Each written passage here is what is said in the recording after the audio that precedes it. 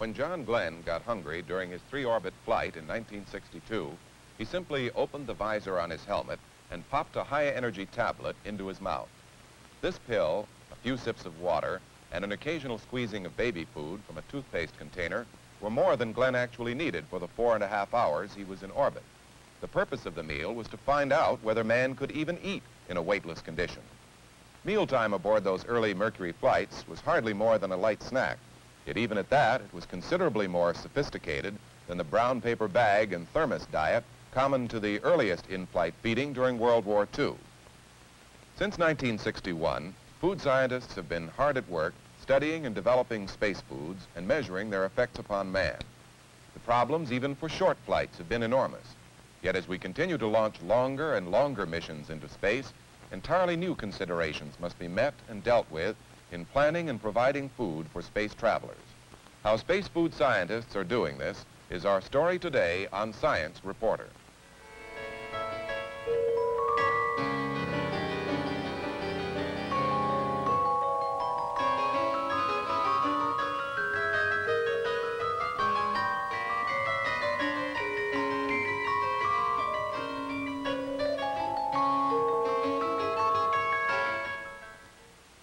Hello, I'm John Fitch, MIT Science Reporter. Today we're at the U.S. Army Labs in Natick, Massachusetts, where the National Aeronautics and Space Administration is supporting considerable research into the problems of space feeding. The care and feeding of an astronaut is by no means a simple proposition. Elaborate provisions must be made for a life support system in which man can not only just stay alive, but can also function effectively while in space. The temperature, both in the cabin and inside the spacesuit, must be kept within critical tolerances. The astronaut must have oxygen to breathe, and there must be systems capable of removing carbon dioxide, toxic gases, and other waste matter. There must be an adequate supply of water, and the astronaut must have food. In many ways, this is the most challenging problem, since the amount he needs depends somewhat on what he has to do. Furthermore, he'll have no stove or refrigerator, no garbage disposal, and only a limited amount of space in which to store what food he will require. Well, these problems of space feeding were imagined by Jules Verne more than a century ago when he wrote a very entertaining story about a voyage to the moon in a spacecraft called simply the Projectile. Maybe because Verne was a Frenchman and presumably appreciative of the good life, he didn't overlook the necessity of providing his space travelers with a menu, one that was rather more elaborate than we are able to offer our 20th century crews. The breakfast began with 3 bowls of excellent soup, thanks to the liquefaction in hot water of those precious cakes of bouillon prepared from the best parts of prime Argentinian beef.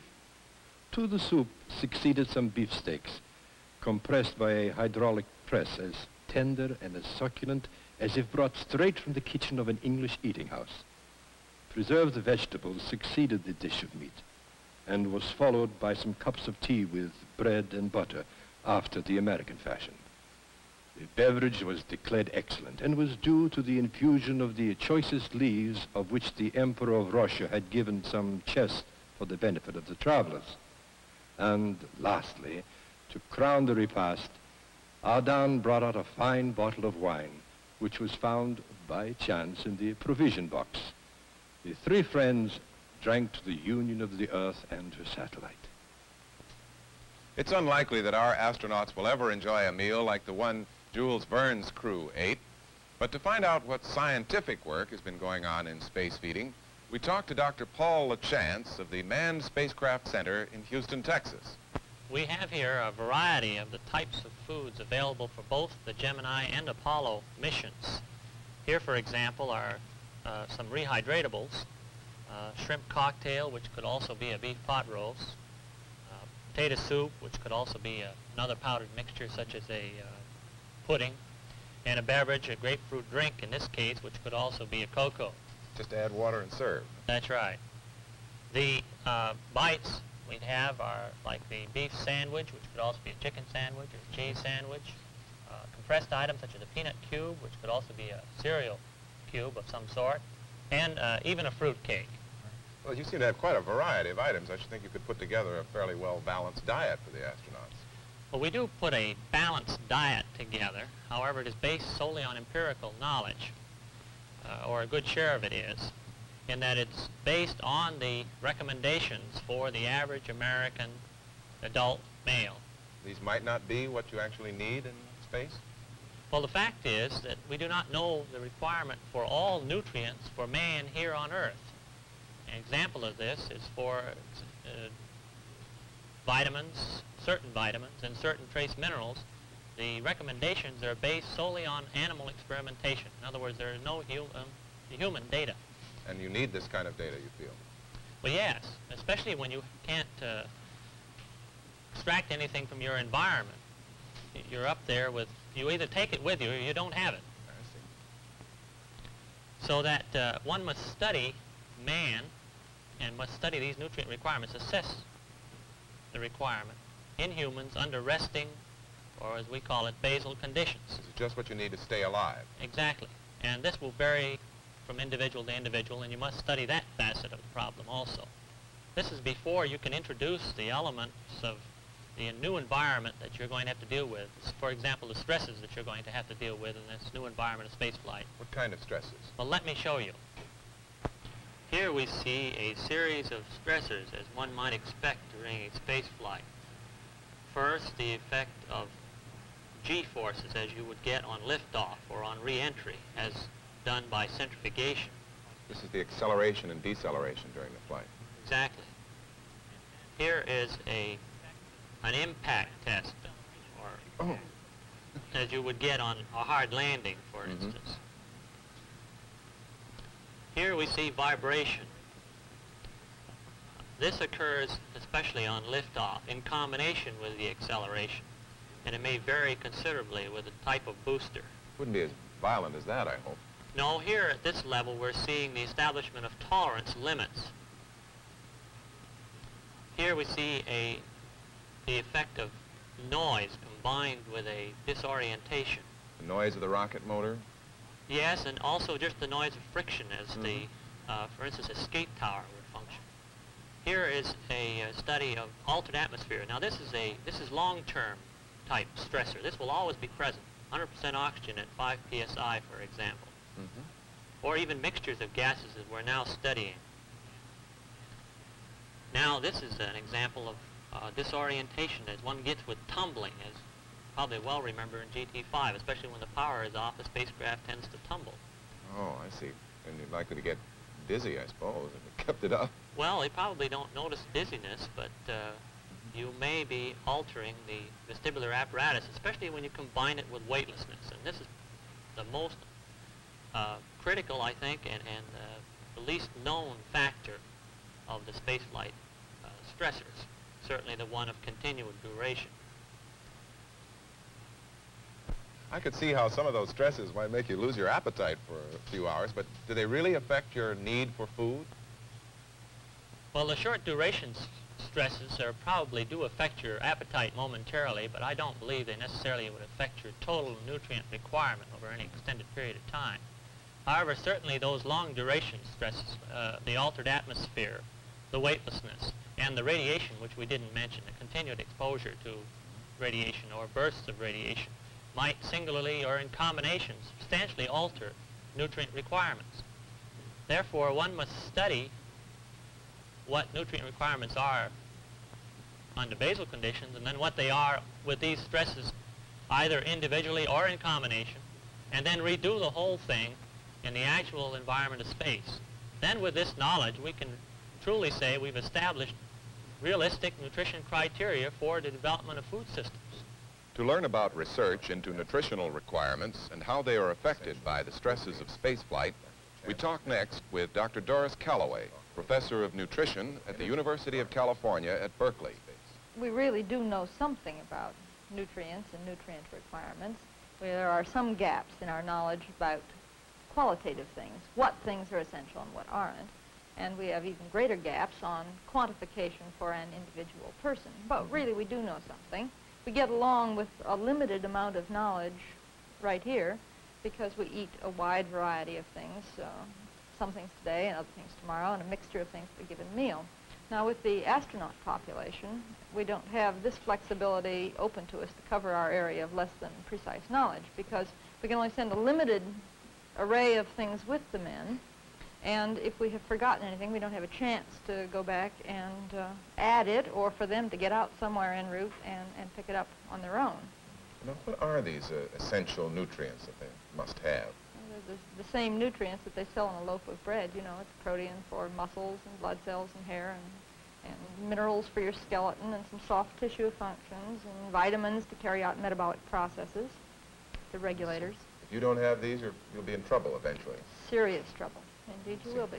Now, how do you find out what a human being actually has to have among these essential nutrients? The very best way is to go into the laboratory and find out what a representative group of people needs. In our case, for instance, we often work with students on the campus. Would you like to see how we go about this? Yes, I would. Good. A group of test subjects, mainly students, in our penthouse laboratory at the University of California at Berkeley. Looks like a very luxurious way to do an experiment. The men enjoy it. You know, you look out at the Golden Gate through the window, too. Here they are at the dining table, and here is a man doing graded treadmill work, which is a standard every day for every subject, so that we can keep all things as constant as possible. And at the same time, he's learning his German as he plows up at 3 miles an hour on the constant treadmill. This is bicycle work, and in this case, we are just measuring the energy expenditure of the subject doing a known amount of work on the bicycle. By measuring how much oxygen he is using and how much carbon dioxide he puts out, we know what his energy expenditure has been. So you can relate all this extra work to the amount of... That's right. And we're interested then in how they handle their food metabolically, so that we analyze a lot of end products, and in these experiments we're trying to determine total body losses, which means that we've analyzed things that people don't normally, like bath water and whiskers and this kind of thing. Once you know these basic nutritional requirements, is that all you have to send along with the astronaut?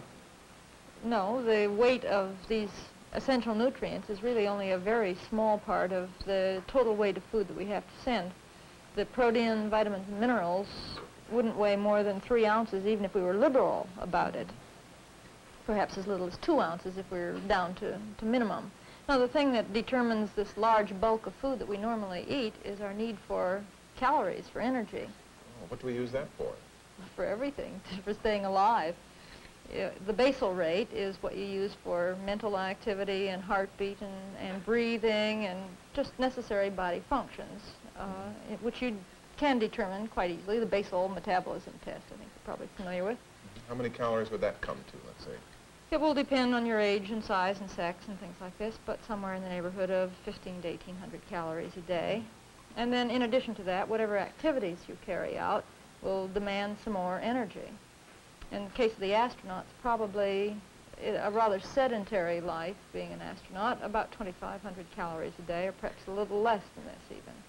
Now, if you need these 2,500 calories, why couldn't you put this all into a pill and give that to them to take? You could, but you couldn't swallow the pill. The most energetic food that we could send would be pure fat, which would have 9 calories in 1 gram, and at this rate we'd need something over a half a pound to provide the energy requirement. And that would be the size of a hockey puck, and, you know. Well, if this most energetic food is fat, could you make the whole diet out of fat, then? Doesn't sound very appetizing. No, you couldn't for other reasons. We already said we needed protein and minerals and vitamins. And in addition to that, you can't just utilize fat by itself. You have to have some other nutrient burning along with it. Otherwise, you get to feeling, headachy and nauseous. So that we must send some carbohydrate as well. So we've got about 2 or 3 ounces of essential nutrients and perhaps 2 or 3 ounces more of carbohydrate. So we're up to 6 to 8 ounces plus the fat then to make up the rest of the calories. Mm-hmm. And chances are we wouldn't send even that much fat along because it's just not palatable. And if we sent anything like what you normally would prefer as a composition, it will be something more than a pound of weight of dry food plus all the water and oxygen and other critical nutrients that you need. Before spaceflight menus can be prepared, other considerations must be met. In order to find out about the development of food for space and the way it is packaged, stored, prepared, and eaten, we talked to Dr. Donald Westcott, Chief of the Cereal and General Products Section at Natick. The U.S. Army Natick Laboratories and the Food Division has been working for a number of years on the development of food products for military rations. Many of the problems encountered in these developments are also applicable to some of the problems encountered in space feeding. But are there special problems in space? I should think there would be that you don't meet on the ground. There are a great many new problems which we have had to overcome in development of food products. To illustrate these, we are severely limited in the amount of weight and volume that we can tolerate. Also, there are severe environmental stresses, such as acceleration, deceleration, high temperature, compression, and things like that. To overcome some of these severe environmental problems, we have developed a series of nearly 50 different food items which can be used for space feeding. These can be divided into two major categories: a system of rehydratable foods, dehydrated by various means, typical of which is freeze-dried foods like these. Well, you can get some of these on the market now, can't you? Yes, they are beginning to become available commercially. What is this? This is freeze-dried peaches. This must be meat over here, it looks like. Correct. That's meat and gravy. Some vegetables, I guess. Those are peas, and we have some corn. These are just samples of the type of items that are being used as freeze-dried items to be rehydrated. In addition, we have a great many bite-sized foods, which are compressed, dense, high-calorie source of foods, typical of which we have fruit cake, the sandwiches, beef sandwiches, and items like toast. Now, how can you eat something like toast in a spacecraft without getting crumbs all over it?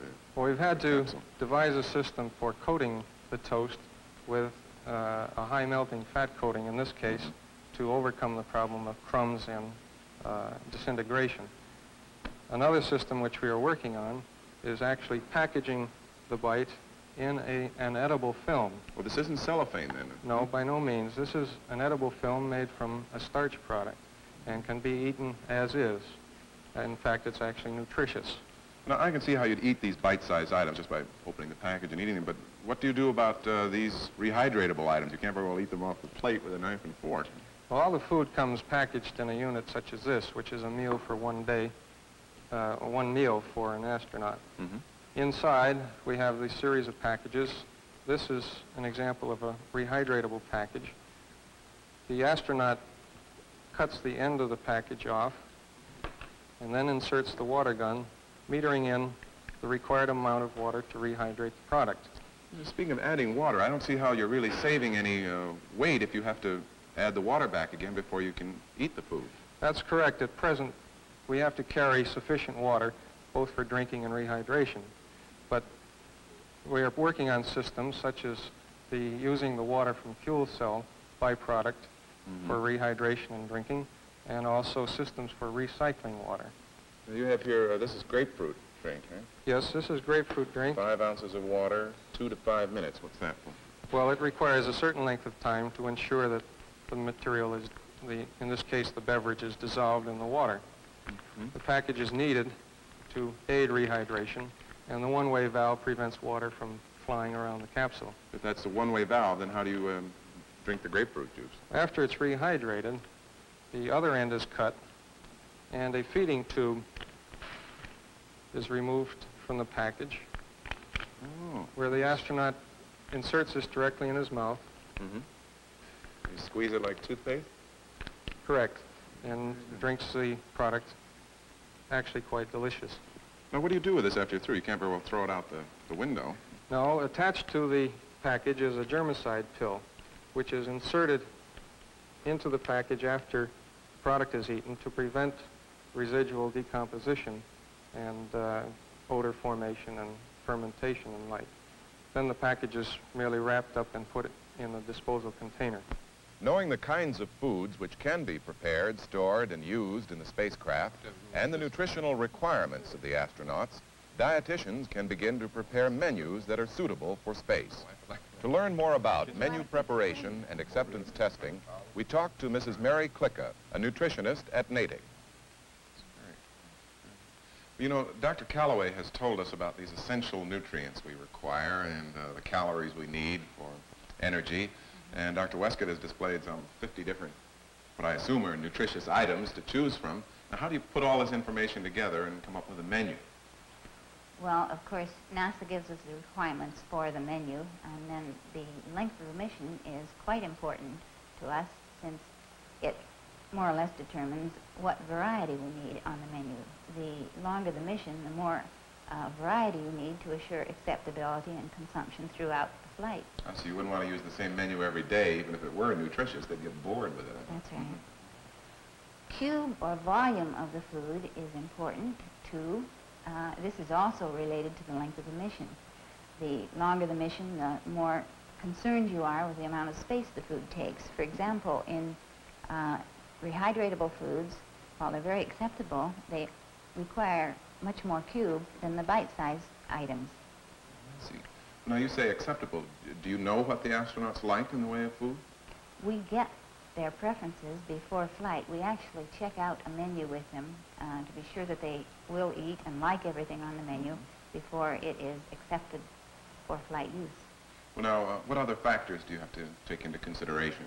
Texture of the foods, good menu combination. We're as concerned with feeding the astronauts good sounding combinations of foods as the housewife is in feeding her family these.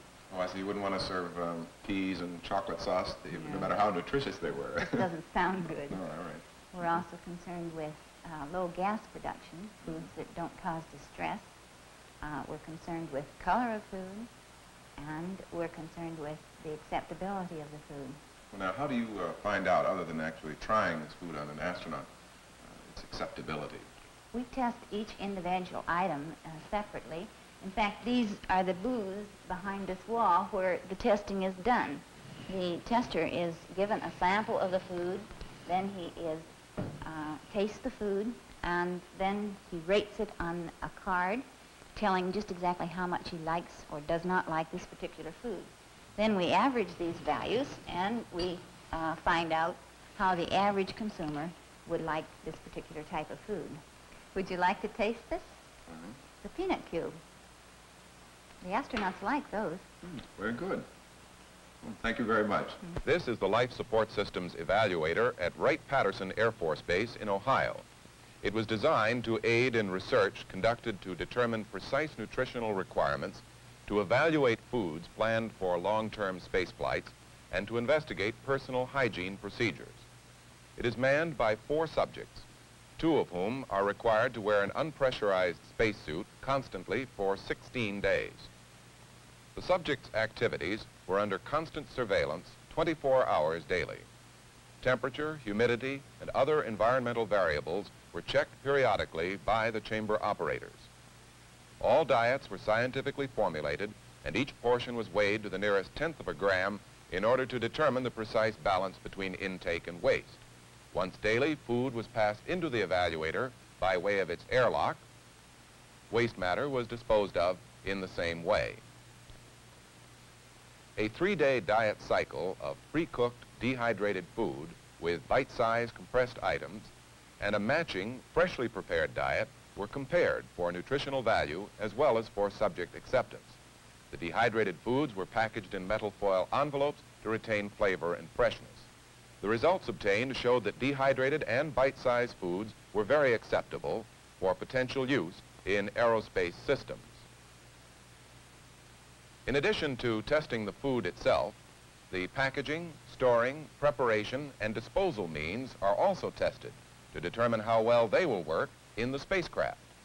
As we've seen, foods for spaceflight may be bite-sized, freeze-dried, or dehydrated, as shown here. Each item is fully tested by a suited astronaut in a spacecraft simulator before the food item is approved for use. Dehydrated foods must be reconstituted with water before consumption. The supply of water comes from the fuel cell, of which water is a byproduct. A hose with a nozzle is located between the astronauts in this Gemini capsule mock-up. As soon as the astronaut has finished his meal, he inserts a special germicide pill, which comes with each bag, into the opening and mixes it with the remaining food to retard spoilage. The remains are then stored for the balance of the trip.